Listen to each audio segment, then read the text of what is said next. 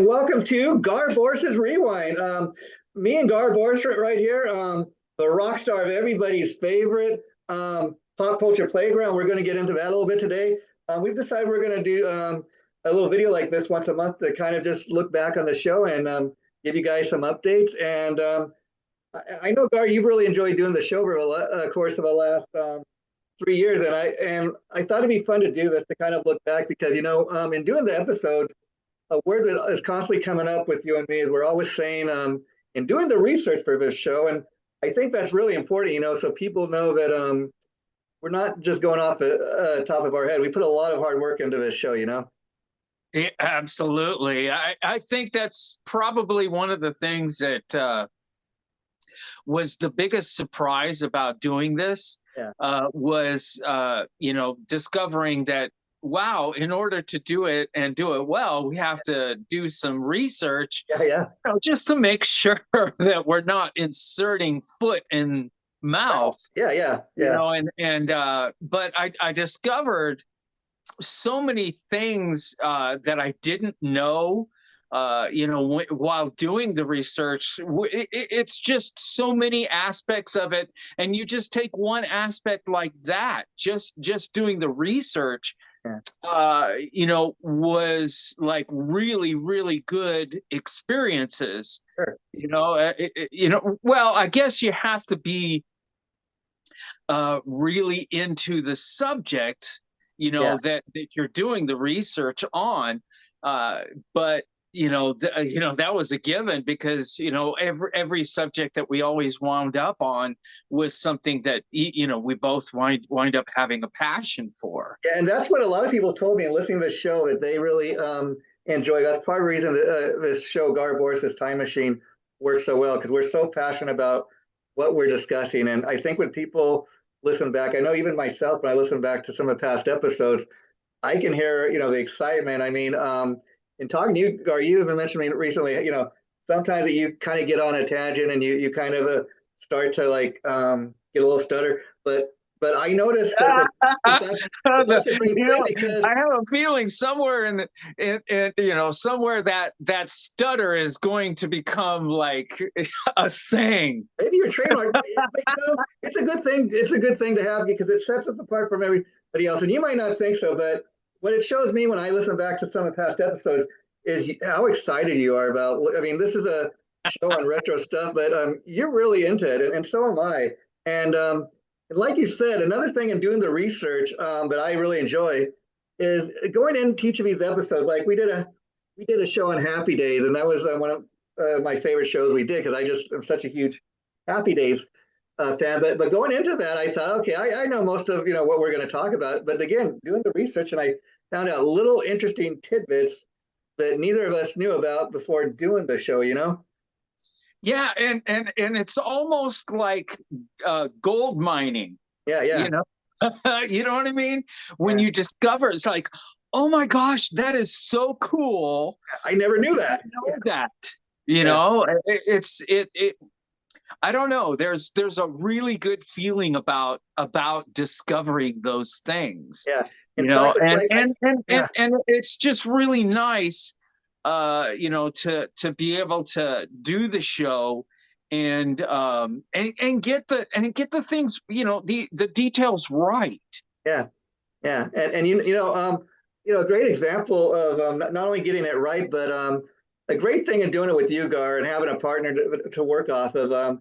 Again, I take great pride in doing the research and sounding like we know what we're talking about, having all the facts. Like when we're talking about a given TV show or even a band or an album or a movie, I try to include historical things like what is the time period we're talking about? Like we just last week we did our latest episode on King Kong. Okay, well, people probably want to know what year did that come out? How many King Kong movies have there been? 1933. We'll talk about the one from 1933, and we got into why that is such a historical film. For example, it was the first major feature-length film that ever featured a movie soundtrack. I mean, we've done other episodes like on the original Frankenstein, the original Dracula movie, like even 2 years prior, with 1931. And if you look back into those films, had no music, very little dialogue. So in 2 years' time, and by the time King Kong is made, that film's got an orchestra, major soundtrack. I mean, and that made all the difference in that film, you know? It was a huge difference, and to really grasp the scope of just a detail like that. um for us, because we've seen so many changes, and something like that would go unnoticeable. But when you lived back in 1933, uh that was big. Yeah, yeah, I mean, the masses noticed, and the masses knew about these things, and these were big deals. But now over time, you go over time, and details like that get lost, and that's the beauty of doing a show like this, is resuscitating a lot of these details, and just uncovering them again. yeah. And It's it's important to get into the really, time and the time. it's so similar to, I mean, not to the same degree, but so similar to being a archaeologist. You know what I mean? Yeah, yeah, yeah. It's almost kind of, in a way, indirect way, what we do. We re-uncover things, and pull the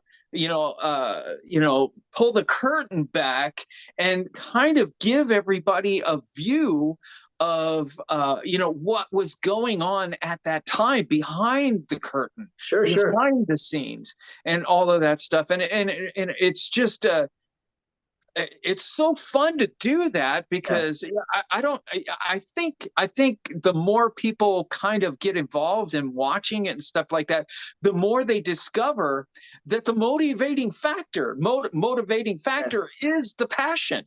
Sure. And Time Machine is a great name for it because it is a retro thing. We're taking people back in time, and it's great. You have to really get specific about the time that these things were taking place. I mean, we talked about, for example, King Kong is the first major picture, a feature, a soundtrack. That's a big deal. You go back, 10 years before that, you know, you didn't even have talking in films. They were silent films, and then, another thing we discovered, Gar, in doing the episode on Felix the Cat earlier this year, which I really enjoyed.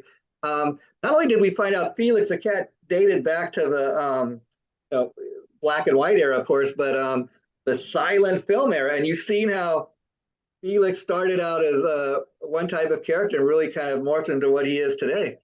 Yeah, most people don't know that Felix started during the 1900. silent. Yeah, yeah, Yeah, 1919, I think and it and was. and, and it's just tidbits like that. But then don't forget, the first episodes, like the Dracula and the Frankenstein. It all kind of started gothic. You Yeah. remember? Oh, sure.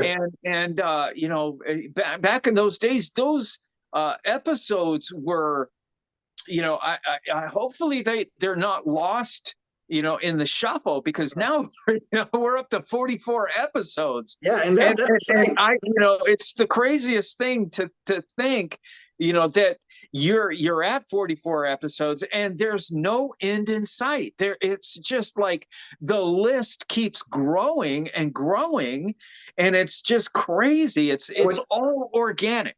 what's fun? Yeah, what's Really, fun about that, really, Gar, is that that's something that's a really cool thing about doing what we're yeah, doing right now.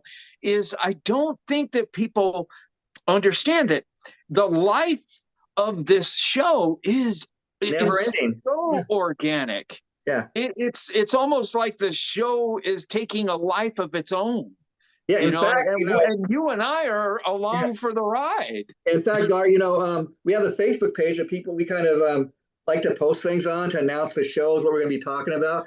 And like even today, I let remind everybody, hey, episode 44 about King Kong has been posted just today. Go check it out. But then again, I found that they actually you can go on YouTube and they got the entire King Kong film from 1933. So I'm like, okay, since you're checking out our episode, why didn't you go and check this out? You can for free go and check out the movie. And then we post like the trailer from 1933, so you can kind of just see what they were shown for a preview back in 1933 and how different that is.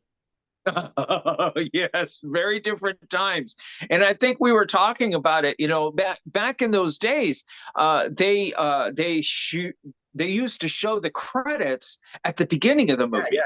yeah, And yeah, now the credits are shoved into the end of the movie, and kind of like, we're used to it when you see it on TV, and sure, something's being shown, but they fast forward through the credits. yeah, But it's just one of those things that, an organic thing about the movie industry. sure. They started out this way, but then eventually it wound up evolving into a completely different thing, became the norm. And it's just, pop culture is the perfect description for the show, because that's really what it's all about. And depending on the time period we're talking, pop culture means different things. I mean, like I dare ask, what was pop culture in 1920 when they didn't have TV? It was old time radio shows and comic books. Well, pop culture did exist back in those days, but not to the degree that it exists now, because of the instantaneous passing of information. Yeah, Where the information was passed on through newspapers and the mail service, and depending on when you're looking, some of that mail was delivered by a guy on a horse. sure, sure. I mean, and Gar, I mean, if we were So, doing this, things have yeah, really changed, since from a long time ago, and technology has become so much more advanced, that now, because of the exchange of information is instantaneous. It has exploded in the popularity of things like uh, our show. yeah, yeah. And I'll tell you, Gar, I'm really glad we're doing it in the internet age, because if we were doing this pre-internet, it'd be a very different show. We'd have to probably even go to the library and research, stuff that way. And It would old school, take so much longer yeah. to get the information. And Gar, also, in addition to doing the research and sounding like we know what we're talking about, the other thing that I noticed in doing the research that is very important that this show has my voice and your voice, not just speaking. But what I mean is, like, when I do the research, a lot of the stuff I find is on Wikipedia and stuff like that and different sites. But I don't just want to write down on a piece of paper, word for word, what it says on Wikipedia. I put it in my own words. I realize right away that that's very important. You don't want to look like you're reading off the screen. Well, I think it's the organic part of the show, what you just described right there is, part of that organic part of the show. I think it's really kind of interesting, Yeah, how this all just started from an idea. yeah, yeah, And who knows how far the time machine will go, and what will ever become of it. But that's how all great things yeah. start. Well, initially Oh, people should know, Gar. virtually everything, when you go to the History Channel and you watch the history of this, or you watch the history of that, or the men that built America, or the this that built America, and everything like that, it's that's all. It's just right there. You know what I mean? For people, to understand, how it's the fuel for the excitement for doing it. I mean, people should know, You know Gar. what I And mean? one thing, a great idea you It's had. really, Yeah, the excitement of doing something and trying something out, and seeing how it'll work. yeah, And that's exactly how this show started. Hey, what do you think of this? yeah, Let's give it a try and see if it works. yeah, And here we are, like 3 years later, yeah, yeah. and I we're mean, we're still almost at doing the the magic show. number. And, and 50. it's just crazy Yeah. how it's just like it's never ending, and it's every bit as exciting and fun now as it was when we first started doing it. Yeah, and Gar, the fun part about it'd be a very different show. I did it by myself because again, I don't think it would be as much fun. You don't have somebody to kind of talk off of, and that's a fun part in doing the show because when I'm doing the research for each episode, I try to jot down what I think are all the important. And usually I end up with like at least 8 or 9 pages worth of notes on notebook paper to read off of, just so I don't forget to say anything. And then I'm always like, okay, write down just the main thing, the main facts, what you think people are going to be interested in. Not just the basics, but stuff people don't know, like you said. And then I've gotten to the point where I tell myself, okay, you know what? You got your partner, Gar, you're doing it with. And so what ends up usually happening, and I'm right about this, is that you end up not only finding out what I've written down, but you also find out other interesting tidbits that I did not come across. Or partly because you're a little bit older than me, you can kind of also, when we're doing the episode, say, you know what, I was alive during black and white TV, and this is what the world was like, and that adds an extra little spice to the show.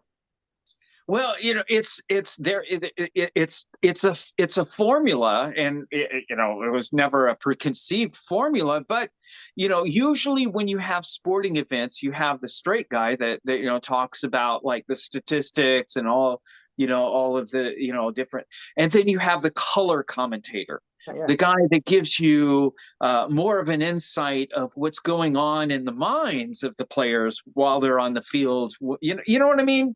And it just gives more context, to it. If you had two color commentators or you had two straight guys, it would more. It's the formula, and you took on naturally that the straight guy, talking about more of the the details of the yeah, yeah, research.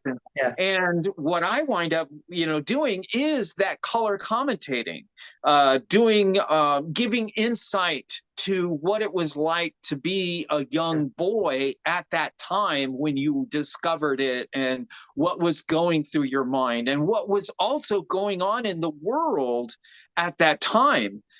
Because it really helps to give context to whatever the subjects that we're Yeah. talking about, whatever pop culture, because pop culture is tied into what is actually going on at the time. And Yeah. pop culture is a reflection of that particular time period.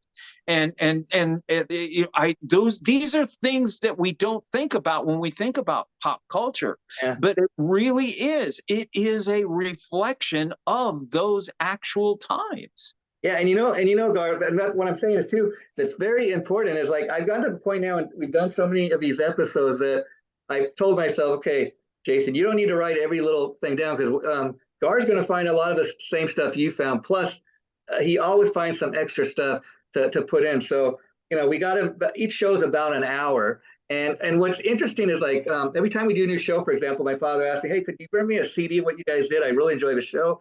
He goes like for a drive and he's like it's like listening to a book on tape and he really enjoys it, and Audiobooks, yeah, yes. And that's another thing that you just hit on, is how do you describe the show? Is it a blog, or is it, you know what I mean? yeah, What is it? Because whenever I tell people about it, I really don't know what to call it. A lot of times I call it I'll a call show, it a a blog, show, yeah, even yeah, though I don't think it really. I'm being Italian. yeah, yeah, yeah, but you see what I'm saying? yeah, The even what we call it, it's so kind of weird. It doesn't really fit in a lot of categories, and I yeah. think that somewhere along the line, who knows? Maybe it might create its own category. I don't know. Well, I'm not. I'm not I'll a tell you another funny predictor of the story. Recently, future, I was but yeah, I, weirder things have happened. yeah, I'll tell you another funny story, Gar. People experience this show we do different ways. For example, I was recently in my aunt and uncle's, and they I tell them about the show, and they said, "Oh, yeah, I'd like to hear what you guys do." So, um, they were actually on their TV screen, and they were able to go to YouTube on their TV screen and kind of because we post like for example today you'll go, it's a King Kong episode, we got pictures King Kong up posted along like kind of like an audio slideshow, and they're kind of watching the show that way almost as it's something being streamed on Netflix or something, and they're like, wow, you guys are really great, this is fun to kind of watch, and it's interesting to see people experience it different ways. Well, I think you just hit on, just another way to look at the show. It is kind of like an audiobook, Yeah, even though we're really not reading a book, yeah, to someone, yeah. but it has much more similarities to something like that. Mm. Rather than than a blog or this, and another thing about doing the show is I never realized this about myself. I guess I like to reminisce. Yeah, You yeah. know, I I mean, really do. I think it has expanded my reminiscing on my own Facebook page. yeah, Where I start to reminisce more nowadays. I grew up in West Covina, California, and I belong to a page or a group. It's a private group called uh, We Grew Up in West Covina, wow, wow. and it's where everybody goes to reminisce about the same things that I reminisce. Yeah, So I'm not the only one that likes to reminisce. There's a lot of people that are, my age, older, younger, yeah, that like to reminisce. And when I was a child and I was growing up, one of my favorite classes was history because I was always interested in how things were and what were going through people's minds at those times, because it's so different and it's so we don't know, you know what I mean? yeah, It's yeah. like, wow, I wonder, you But know to what I me, mean? Gar, this is a fun And way of, and all yeah, of this stuff is woken up by this show. The wondering about what it was, the curiosity yeah, about history, and how it all ties up into, like, when I grew older, I kind of transferred that love for history over to historic musical instruments, and I became very passionate about old musical instruments. I made a living for 25 years working for huge retail musical instrument company, the biggest in the world. Did it for 25 years, being an expert on high end and vintage instruments. And the passion in the vintage was the history, yeah, yeah. and all of those same things that I love about doing this show are tying into this. So it's kind of weird. It's like me happening to be in the right place at the right time for Jason to ask me if you want to do this. And it's all happenstance, but it's all things that wound up happening, being in the right place at the right time for those things to wind up falling into place. To me, this is a fun way to look back at history. And, and the more we start doing more of these shows, another thing that was eventually incorporated is as we're doing each episode, Gar, I like to look back in time. I try to envision, okay, like for example, when we did the episode on, the Jeffersons, I think that premiered like in 1975 or something like that. And like, yeah, I was alive back then, but it's important to remember or fill people who weren't around. What was the world like in 1975? Who was the president of the United States? What else was going? In fact, towards the end of each episode, we tried to incorporate. Okay, just to give people an idea, Gar, what was going on in the world. So like during this time, this person was the president of the United States. I mean, another fun example of that when we did our three-part episode on the Tonight Show. In the research, we came to find out that TV trays were like just created around that time, that the Tonight Show premiered. and we find out these fun little facts. And like you and me can probably not imagine a time when there were not TV trays, but the world did exist before all that. Um, and you find these little things out, and you're like, wow. Well, there was something, in that episode when we were talking about, the 70s, that I did come across that we didn't wind up talking about on that show. But I did discover in doing the research that yeah, and I remember people talking about it back then because I was in my late teens, Yeah, early 20s, at around that time period. But I remember people talking about it, but it wasn't a real big part of my life. I was young, yeah, young and irresponsible. yeah, yeah, yeah. But I do remember people talking about it, and it resuscitated when I was doing the research. That it was very commonplace in the 50s and the 60s, but it even stretched into the 70s that a woman could not have a credit card in her name. Wow, wow, yeah, yeah, The only way legally that a woman could have a credit card in her name back in the 50s, 60s, and 70s it was either in her father's name or it was in her husband's name. wow. How the world has But changed, huh? that was just the way that it was, back in those days. But that, and when we do the show, we talk about, what was going on socially at the Sure. time, Yeah, yeah. because that's also a reflection of pop culture, because pop culture is feeding off of, History. what is actually going on in life Yeah, at the time. yeah. So I I figure, well, might as well share that now. yeah, You know what I mean? But it's just these are the things that pop up in the show. yeah. That little tidbits of things that show about how, because I bring it up all the time in the show, Yeah. how social attitudes can Change. completely change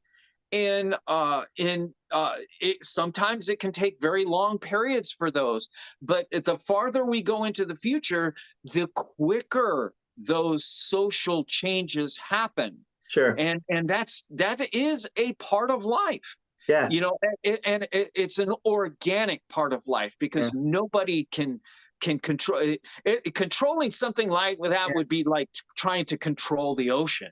yeah, You know what I mean? yeah. And But yeah, you can't control it. You can't direct it. You can't make it go this way, or can't make social change happens organically, and it's so people don't think about these things, but that's another thing about the show that has kind of created life in it. Is pointing out, as that color commentator, what is actually going on sure. socially at the time too. Yeah, and Gar, that's what I'm going to have fun doing these episodes like we're doing today of Gar Borras' Rewind, where we look back on some of the past shows. For example, one of my all-time favorite episodes we did was a three-part on the Tonight Show. And people say, "Oh, okay, you're doing three parts." Well, first of all, that's because if you're going to tell the story, you got to tell the complete story, and that's probably one of the longest-running TV shows ever. And in doing the research, I come to find out, my era for the Tonight Show was Johnny Carson and, of course, Jay Leno. But then you kind of find out there's a total of 6 hosts, so you can't get that all in one episode. And I'm like, Yeah. okay, so we're gonna. The original plan was let's cut it up into 2 episodes. But as we're doing episode one, you tell me, you know what? Another important part of that show was the guest. And I kid you not, Gar, as we're doing the show, it just happens live on the air. It's like, you know what, Gar? That's a great idea. We got to make this a three-part show. We got to have a third hour on just some of the guests, the breakout stars. And again, just the 2 parts would have been good, but that third part, it like it made it complete. It told the whole story. I would not have been satisfied, in not telling the whole story. And that's the thing. If you're going to do a 3-part episode, you got to make it really special. I did not include this in that particular episode, Yeah. but when I was young and I was watching talk shows at that time, The reason probably I didn't bring it up is because it's a little off topic. Yeah. I watched other talk shows, and Sure. in the afternoon, on school days or whatever, there used to be a popular show back in the '70s called the Merv Griffin Show. Oh, sure, sure. Yeah. And just like Johnny Carson, he had like everybody that was somebody. Merv Griffin Show was big; it was very popular, Yeah. and he had two people on this particular show. He had Otto Preminger, which was a very highly regarded and very historically, iconically famous movie director Yeah. at the time. Nowadays, people don't know who he is because Yeah. Yeah. it's just so many decades. Yeah. Later. But his career was highly prestigious and highly, he was just so highly regarded. And then the very next guest was Rona Barrett. Okay. Yeah. And Rona Barrett, back in the 1970s, was a gossip columnist, basically what we consider now TMZ. Yeah. Yeah. But she was TMZ, and they used to call them gossip columnists. And the gossip columnists had many decades of popularity, with many gossip columnists being famous way before Rona Barrett, but she was huge Sure. back in the '70s. And so I'm watching this episode, and it's the typical Hollywood, hugs and kisses Yeah. Yeah. between Yeah. Otto Preminger and Rona Barrett. And I guess Otto Preminger went a little too far Yeah. in the touchy feely, and the thing that was the hugs and kisses Yeah. thing that was going on at that time, and in a nanosecond it went bad. Wow. And this happened on TV, because Live back TV. in the 1970s there was no time delay. There Wow. was none of that. And this happened on live TV, and they just went into a freaking tirade, Yeah. yelling at each other. And I have to admit, I was highly entertained. Yeah. Yeah. Sure. I mean, Gar Borras, we're getting ready to run out of time. This was a lot of fun, and I look forward. We're going to do more of these episodes down the line. Before I let you go today, Gar, I'm going to put you on the spot. Is there something like talking a future episode that you'd like to do a show on?